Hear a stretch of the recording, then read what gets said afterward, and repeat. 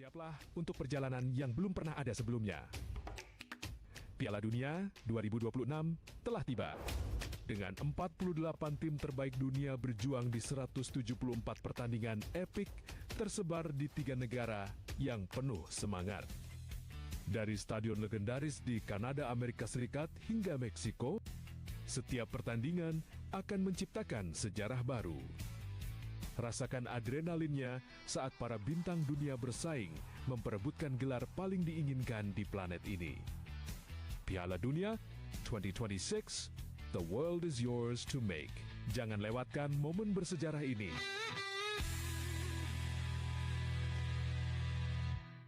Di pagi yang sibuk ini, Budi sepertinya punya semua waktu di dunia. Tapi sebuah notifikasi kecil akan mengubah segalanya. Satu kecurangan pandang, satu detik yang sepertinya tidak penting, fokusnya terbagi, bahaya mengintai. Astaga.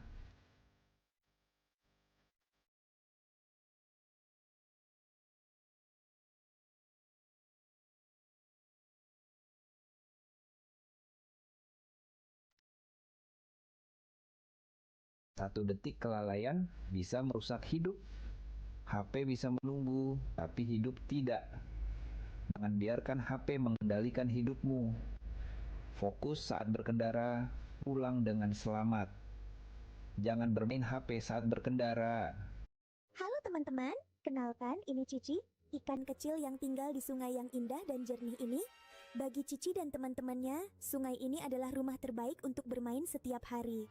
Tapi lihat, tiba-tiba banyak benda aneh yang jatuh dari atas. Duh, apa itu ya? Sampah plastik mulai menutupi rumah Cici. Airnya jadi tidak segar lagi untuk bernapas.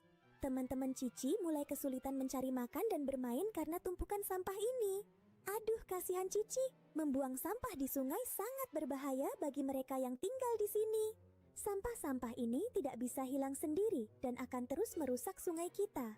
Cici tidak mau tinggal diam. Ia berenang ke tepi sungai untuk meminta bantuan. Di sana, Cici melihat teman-teman manusia yang belum sadar akan bahayanya sampah. Cici mencoba memberitahu mereka. Untungnya, anak-anak itu sadar dan mulai mengambil kembali sampahnya. Hebat, sekarang sungai sudah bersih kembali. Cici dan teman-temannya bisa bernapas lega. Ingat ya teman-teman, sungai bersih, hidup pun asri, jangan buang sampah di sungai. Berkendara butuh fokus penuh. Tapi 105,4 Pro 2 RRI Singaraja Pro 2 FM, teman terbaik kamu karena kita Indonesia. Teman Pro 2 di jam 8 pagi ya. Nah, kita ngomongin soal tanggap bencana. Wow. Pastinya kita bakal ngobrol dengan teman-teman dari PMI ya, PMI Singaraja, dan yang pastinya juga kita akan membahas tentang tanggap bencana, yaitu pertolongan pertama. Wah, itu penting banget guys. Karena kalau misalnya kamu itu tidak bisa untuk pertolongan pertama, bagaimana kamu bisa menolong orang lain? Bagaimana juga kamu bisa mengaplikasikan itu buat orang lain yang membutuhkan. Nah, penting banget kita tahu yang namanya pertolongan pertama. Nah, makanya ada teman-teman PNI yang di sini yang bakal nge-share gimana sih caranya pertolongan pertama itu guys ya. Ada banyak ya, nanti aja dijelasin langsung aja bersama Kakak Wiwi Karlina dan juga Kak Julita Widianti. Selamat pagi. Oke, ini yang jadi pertanyaan banget sih, gimana bisa gitu ya kalau seorang yang punya pertolongan pertama itu memang semua orang harus bisa, bukan hanya perlaku dari teman-teman PMI aja. Nah, teman-teman PMI diwajibin ya bisa ya? Mm-mm. Dasar-dasarnya gitu. Oh, harus bisa semuanya. Pertolongan pertama ini banyak ya jenisnya ya? Iya. Dan mungkin bisa disebutin tuh apa aja ya pertolongan pertama yang mungkin teman Pro 2 harus tahu. Oke, mungkin sesuai pengalaman saya Kak ya. Mm-mm. Sempat jaga di event sepak bola. Mm-mm. Nah, jadi pertolongan pertama di situ itu saat kram gitu. Saat kram. Ya, saat kaki kram. Mm-mm. Jadi di situ kita melakukan pertolongan pertama dengan stretching dulu otot-ototnya yang kaku. Kemudian setelah itu kita kasih kompres dingin Mm-mm. untuk merelaksasi ototnya. Setelah itu baru kita kasih minum biar lebih tenang gitu untuk yang terkena gini kramnya gitu. Ini kram itu sakit banget kan? Iya sakit banget, apalagi sepak bola ya kayak Hmm. lari-larian kan pasti. Dikit aja lari tuh udah kram lagi itu bisa. Bener, Ini jadi baru tahu nih kalau misalnya itu harus dikompres air dingin gitu ya. iya Kak, untuk merelaksasi ototnya gitu. Karena tegang kan ototnya, jadi kita perlu merelaksasi ototnya agar tidak cedera gitu lagi. Oke, biar kita taunya itu kalau kalau lagi kram itu biasanya di kakinya dilurusin aja. Iya. Tapi kemungkinan besar kembali lagi itu besar banget gitu. Tapi Mm-mm. ya udah diemin aja atau kasih yang hangat-hangat. Tapi ini justru yang dingin-dingin ya. Iya, benar. Oh. Kadang kan kalau nyerinya masih kerasa, kita Mm-mm. bisa semprot ke salon plus Jet spray. spray gitu, jet spray ya. Just spray Mm-mm. yang kayak spray gitu. Iya. Iya. Oh gitu. Oh ternyata baru tahu nih guys ya dari Kak Wiwi. Kalau misalnya namanya kram itu bisa menggunakan air dingin. Berarti es batu selalu sedia gitu Iya, ya. selalu sedia. Oke, ini baru tahu nih. Nah itu baru kram. Apalagi? Mungkin Eh, belakang saya. Kalau waktu itu juga saya pernah untuk waktu jaga sepak bola juga kan Mm-mm. bukan sepak bola sih, futsal kan di Futsal. Undiksa di Hampir mirip lah eventnya. ya. Ya. Mm. Selain yang paling sering itu selain dia kram itu dia ada luka lecet. Nah luka lecet, oke. Itu karena apa? Kadang-kadang kan pemainnya itu dia itu numbuhin kuku kan. Heeh. Nah itu waktu dia bentrok dengan pemain yang lain tuh kadang-kadang dia waktu itu saya nangannya karena di keningnya itu dia luka kena kuku. Oke. Mm-mm. Ya, itu untuk penanganan awal itu kita bersihkan dulu Mm-mm. lukanya. Mm-mm. Untuk membersihkan luka itu kita bisa pakai NaCl Mm-mm. atau air bersih. Oke. Nah, habis itu setelah dibersihkan lukanya itu kita bisa beri dengan antiseptik dengan kasa steril. Mm-mm. Lalu bisa diberi Hansaplast Mm-mm. yang kecil itu. Mm-mm. Itu bisa diberi. Tapi tergantung lukanya aja. Kalau kecil kita bisa pakai Hansaplast. Kalau besar kita bisa pakai kasa steril Mm-mm. dibadut lukanya, Mm. baru dikasih Hansaplast yang panjang, bukan yang Hansaplast yang kecil itu gitu. Oke, berarti yang besar ya, yang Ya, gulungan berarti ya, ya. yang gulungan, Yang yang bisa gulungan. kita potong sesuai panjang yang kita inginkan gitu. Oke, ya itulah itu sangat pertolongan pertama istilahnya buat luka gitu ya. Ya, Berarti berbagai jenis pertolongan pertama dari teman-teman PMI udah diajarkan gitu ya. Istilahnya sudah dilatih gitu ya. ya Salah sudah. satunya kram tadi, kemudian untuk luka. Nah, misalnya kayak nafas buatan atau itu tuh pernah nggak terjadi atau mungkin juga punya pengalaman seperti itu? Itu salah satu pertolongan pertama juga kan ya? Iya. Oke. Benar. Tapi kalau nafas buatan sih belum pernah, Kak. Kita makainya oksigen tabung. Oh. Sudah ada kan. Langsung sodorin oksigen tabung Iya, gitu. tapi kita pakai oximeter juga dulu. Kita Oh, cek oximeter, oke. untuk saturasi oksigennya masih di batas normal atau tidak gitu. Misalnya Mm-mm. kalau udah di bawah batas normal baru kita kasih dengan gininya tabung oksigen. Tapi kalau masih dalam batas normal itu kita bantu untuk membuka jalur napasnya supaya dia bernapas dengan baik atau kita arahkan bagaimana sih cara napas dengan baik gitu. Oke, jadi ada kalau nafas buatan itu tergantung kadar oksigen. Iya, Berarti tidak harus pada saat butuh nafas langsung kasih oksigen gitu ya. iya. Oke. Ingat ya tabung oksigen guys, bukan tabung gas ya. Beda soalnya ya. Oh, iya, Jangan sampai tabung gas nanti takutnya gitu kan. Oke, tapi di sini memang benar-benar sih pertolongan pertama itu bukan hanya teman-teman PNI harus bisa, tapi kita juga harus bisa teman-teman Pradua. Misal banget nih ada ketemu di jalan orang kecelakaan, itu kita bisa bantu ya. Yang pertama Iya. kita pikirkan dulu, kemudian itu kita kasih minum, itu salah satu pertolongan pertama juga. Terus kemudian kalau bisa kita panggil ambulan. Nah, ini tapi untuk yang bisa dikatakan pertolongan pertama itu identiknya lebih ke apa sih? Apakah langsung di kondisi kejadian, istilah itu pertolongan pertama, atau segala tindakan yang setelah baru saja terjadi itu semua pertolongan pertama, Kak? Oke, jadi pertolongan pertama itu kembali lagi ke definisinya ya Kak ya. Mm-mm. Pertolongan pertama itu adalah kondisi di mana kita melakukan pertolongan dengan segera Mm-mm. sebelum dilakukan penanganan yang lebih lengkap lagi ke rumah sakit oleh dokter dan tenaga medis lainnya. Jadi di situ kita melakukan, biasanya di IPM itu ada rumus 3 emas. Rumus 3 3 emas, emas. 3A. Jadi pertama tuh kita aman diri dulu sebelum melakukannya, kemudian aman lingkungan dan juga aman korban. Jadi pertolongan pertama itu kita tidak langsung memberikan obat dan apapun secara langsung di situ. Jadi kita hanya melakukan pertolongan secara segera. Oke. Apa yang dibutuhkan oleh si korban gitu. Kita juga di 3A ini yang pertama aman diri itu kita juga harus memperhatikan sebelum menolong diri kita apakah APD-nya sudah lengkap gitu sebelum menolong, karena kan kita tidak tahu ada penyakit lain mungkin diidap oleh korban begitu Kak ya. Jadi kita harus memperhatikan juga APD untuk diri kita, kemudian kita harus perhatikan lingkungan sekitar. Apakah tempat korban itu misalnya kecelakaan, korban jatuh itu dekat tiang listrik, kan kemungkinan takutnya kena sengat listrik begitu. Jadi kita harus mengamankan ke tempat yang lebih aman untuk melakukan pertolongan. Kemudian kita juga harus aman korban, kita juga harus memperhatikan kondisinya. Setelah itu kita bisa melakukan pertolongan dengan segera gitu. Oke, tergantung situasi dan kondisi berarti ya. Benar. Berarti kalau misalnya kayak tadi bilangnya di dekat area listrik, jangan sampai kita terkena listrik, jadi kita mengamankan dulu gitu ya, seperti apa yang kita lakukan gitu ya.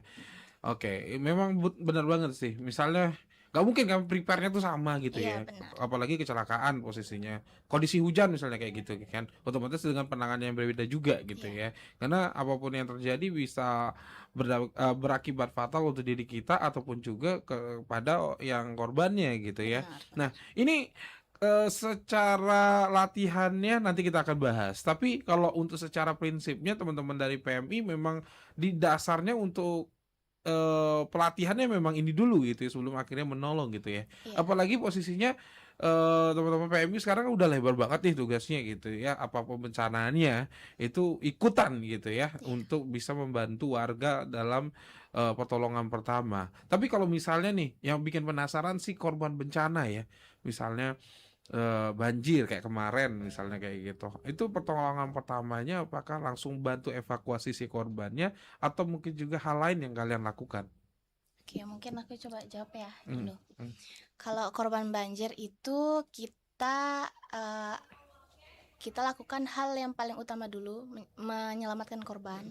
Menyelamatkan Ya, korban. kita melihat dulu mana korban yang menjadi prioritas kita. Kadang kan kita nggak tahu ya Kak, kalau banjir tuh mungkin ada yang sudah tidak bernyawa begitu ya. Jadi kita harus memprioritaskan mana yang sekiranya butuh segera banget ditolong begitu. Setelah itu mungkin dievakuasi ke tenda-tenda pengungsian. Setelah itu baru kita melakukan subsidi apa ya istilahnya itu ya, barang-barang gitu Kak, buat distribusi barang. Distribusi. Ya, distribusinya. Oke. Mungkin seperti itu. Mungkin ada tambahan? Kalau dari aku, kalau untuk korban bencana itu kita seperti yang dikatakan kakaknya tadi, kita lihat dulu bagaimana kondisinya. Apakah kita sebagai penolong bisa untuk menolong atau tidak? Karena jangan sampai kita sebagai penolong ikut jadi korban juga gitu Nah, Kak. itu sih. Jadi kita harus lihat dulu kemampuan diri kita. Kita di posisi penolong itu bisa atau tidak menolong si korban. Kalau tidak, kita bisa minta bantuan yang lain.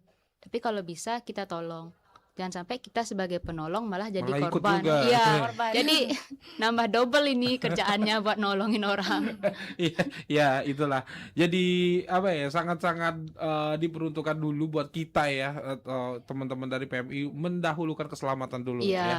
Jadi sebelum kita menolong, kita lihat dulu apakah kita siap atau tidak gitu ya. Kadang-kadang kesiapan mental juga, kemudian keadaan juga gitu ya. Posisinya persiapan itu bukan hanya sekedar kita siap untuk menolong, tapi kita perbekalannya juga harus cukup kita untuk bisa membantu sesama gitu guys. Karena gak gampang ya. Posisinya kita gak bekal apa-apa gitu ya, tidak berbekal apapun, kita malah nolong orang yang ada kita juga kena gitu. Iya. Itu yang jadi Kalau bahaya. jadi korban. Nah, itu jadi pertolongan pertama untuk diri kita dulu, kemudian baru untuk korban yang pastinya ya. Oke, nanti kita bahas seperti apa sih caranya mereka itu menolong ya, kemudian juga apa aja pelatihan yang mereka dapetin untuk bisa mendapatkan ilmu pertolongan pertama. Mungkin kita bisa contoh teman berdua ya. Jadi jangan kemana-mana, tetap di Sepada. Apakah kebiasaan ini membuat Anda lengah di jalan? Abu rokok sembarangan bisa mengganggu pengendara lain. Satu kecerahan panas di mata bisa berujung bencana. Saat konsentrasi terbagi, bahaya datang tanpa permisi. Sedikit kelalaian bisa berakibat fatal. Keselamatan adalah prioritas utama. Tunda keinginan itu sampai berhenti di tempat yang aman. Kendaralah dengan fokus demi keselamatan Anda dan semua pengguna jalan. Lihatlah teman-teman, alam kita sedang terluka karena sampah dan polusi. Tapi, apa yang bisa kita lakukan untuk membantunya? Dengan semangat dan kreativitas, mereka punya sebuah ide cemerlang untuk mengubah lingkungan mereka. Mereka mulai dari hal kecil, memilah sampah dan mendaur ulang barang bekas menjadi karya seni yang indah. Menanam pohon memberi kehidupan baru bagi alam. Setiap bibit yang ditanam menciptakan sejuknya untuk semua. Menghemat air dan listrik juga merupakan cara cinta kita terhadap bumi. Jangan biarkan mereka terbuang sia-sia. Lihat dampaknya. Tindakan kecil mereka membawa perubahan besar. Alam kembali ceria dan makhluk hidup pun bahagia. Mulai dari hal kecil, mulai dari diri sendiri, mari kita jaga alam dan lingkungan kita agar tetap lestari untuk masa depan. Pernahkah kamu merasa tisu terbuang begitu saja? Tahukah kamu, produksi tisu berdampak pada penebangan pohon dan penggunaan air yang banyak? Tapi tenang, ada cara mudah. Pertama, gunakan tisu secukupnya, cukup 1 lembar saja. Di rumah, ganti dengan lap kain atau handuk untuk lebih ramah lingkungan. Jika terpaksa pakai tisu, pilih yang terbuat dari bahan daur ulang. Dengan langkah kecil ini, kita ikut menjaga kelestarian alam. Bumi jadi lebih sehat, kita pun ikut senang. Yuk, mulai bijak gunakan tisu demi bumi kita. Jangan lupa like, share, dan subscribe ya.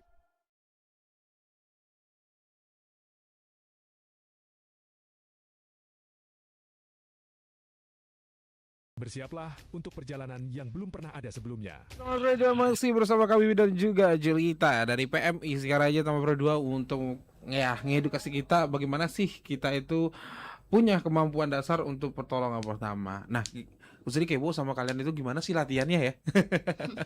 Untuk latihan di PMI untuk pertolongan pertama. Nah, ini biasanya latihannya berapa bulan sekali kah atau berapa tahun sekali gitu mungkin untuk pertolongan pertama ini Kak?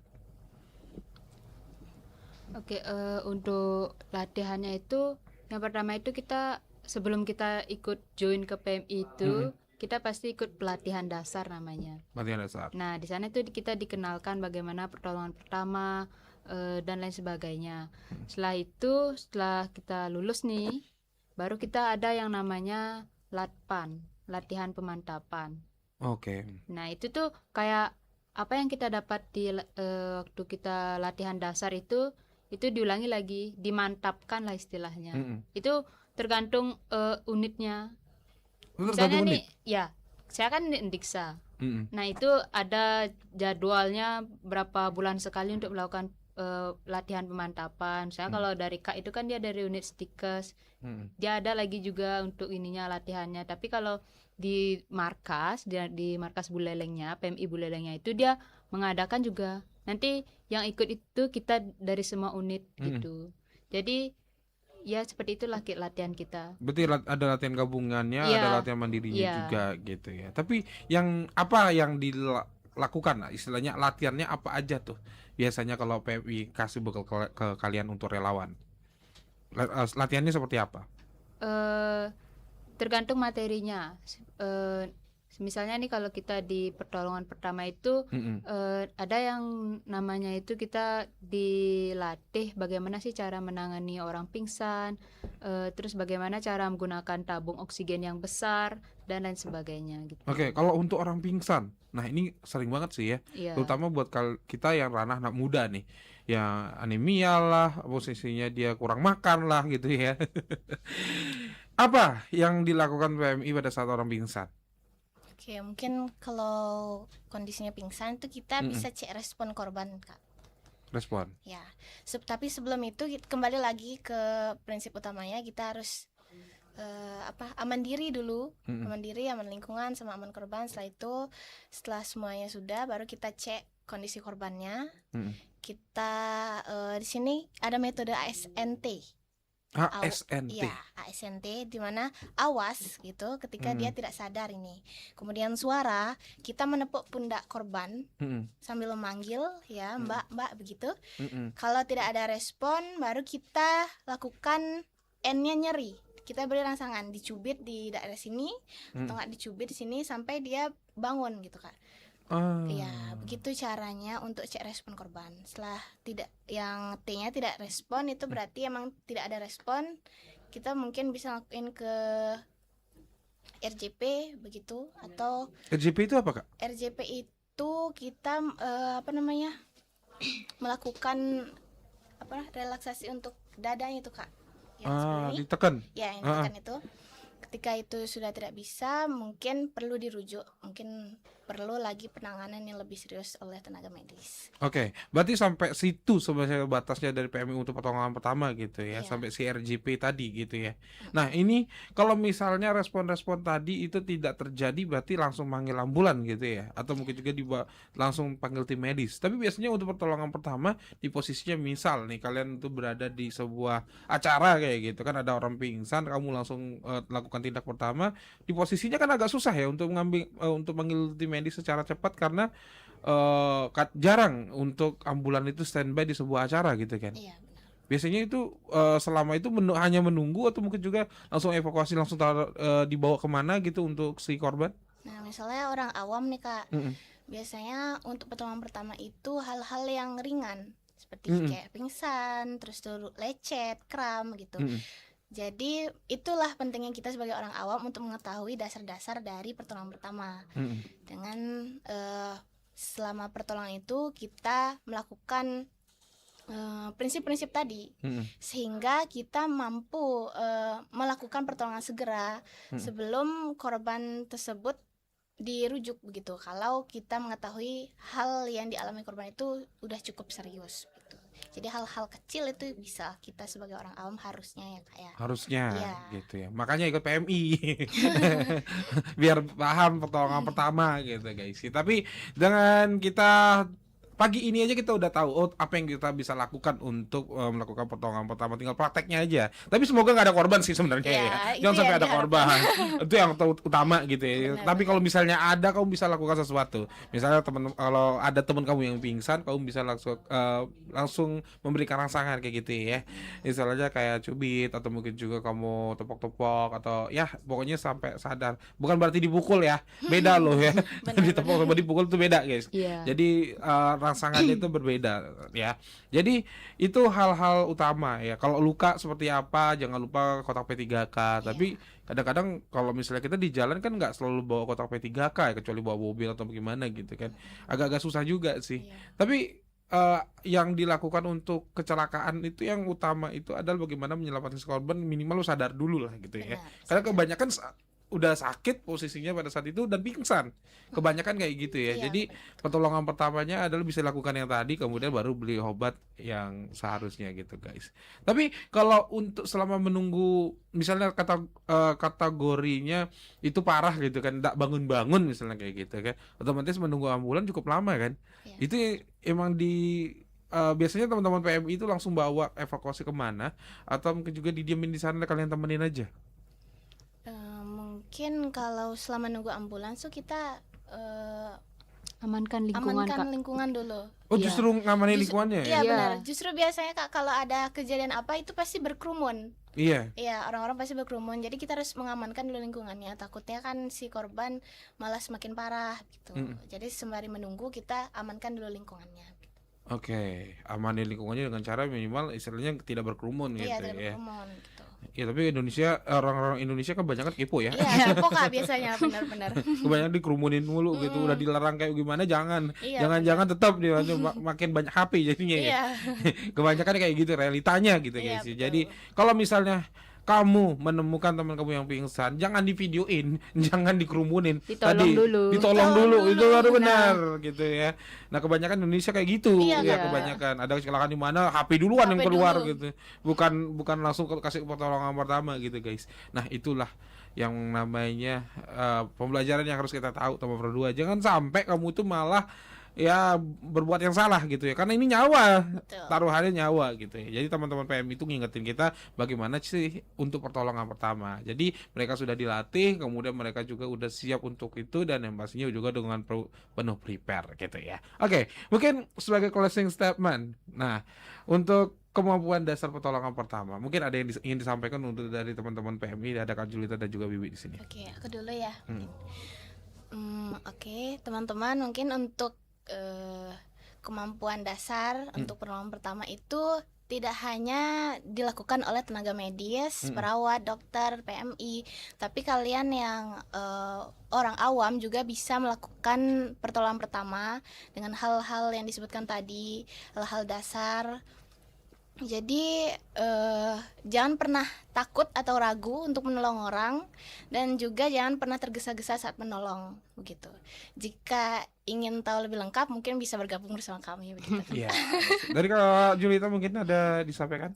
Kalau dari aku kurang lebihnya sama seperti Kak Wiwi. Cuma pesan aku itu jika kita memang merasa tidak punya kemampuan atau tidak berani untuk menolong orang itu, jangan mencoba-coba. Nah, Karena takutnya itu kita sebagai penolong itu malah membuat korban itu semakin lebih parah. Seperti itu. Jadi kalau semisalnya kita takut untuk menolong orang atau merasa tidak punya kemampuan, kita bisa untuk menghubungi tenaga medis seperti ambulans. Supaya nanti si korban itu bisa cepat ditangani. Jadi kalau pertolongan pertama itu bukan hanya sebuah tindakan kita langsung menolong si korban, tapi dengan menghubungi tenaga medis itu juga sebuah pertolongan pertama. Seperti itu, Kak. Oke, jadi seperti itu teman berdua. Posisinya kalau kamu itu mampu untuk memberikan pertolongan pertama ya silahkan, tapi dengan cara yang benar dan safety juga. Tapi kalau misalnya tidak sama sekali, minimal kamu itu bisa membantu dengan menolong, yaitu hubungi tenaga medis, atau mungkin juga kamu itu bisa lakukan hal-hal sederhana yang tadi disampaikan ya. Kalau kamu dengerin tadi pasti kamu tahu, tapi posisinya kalau kamu berani juga lebih baik ya sekedar menelpon atau Ambulans. ya Iya. ambulans, atau mungkin juga teman-teman kita yang rekan medis bisa lah membantu gitu ya. Jadi jangan asal gitu ya, menolong boleh tapi jangan asal ya, pastinya jangan sok tahu juga ya, dan pastinya melakukan pertolongan itu yang utama. Oke, terima kasih teman-teman dari PMI, ada Kak Wiwi, ada Kak Julieta yang pastinya keren banget udah memberikan kita tips bagaimana sih caranya untuk melakukan pertolongan pertama ya. Terima kasih banyak. Terima kasih, Terima kasih, Kak. Oke, itu dia teman berdua untuk tanggap bencana bersama Kak Wida dan juga Julita yang pastinya untuk siap dalam penanganan pertama atau pertolongan pertama untuk korban bencana. Apapun bencananya teman berdua yang ada di sekitar kamu, tetap harus tanggap bencana, jangan sampai kamu itu jadi korban bencana gitu ya. Dan sampai sini dulu untuk untuk ngobrol bersama PMI, tapi masih ada Gus Adi yang nemenin kamu yang pastinya sampai nanti di jam 10 pagi. Stay tune terus. Bersiaplah untuk perjalanan yang belum pernah ada sebelumnya. Piala Dunia 2026 telah tiba. Dengan 48 tim terbaik dunia berjuang di 174 pertandingan epik tersebar di 3 negara yang penuh semangat. Dari stadion legendaris di Kanada, Amerika Serikat hingga Meksiko.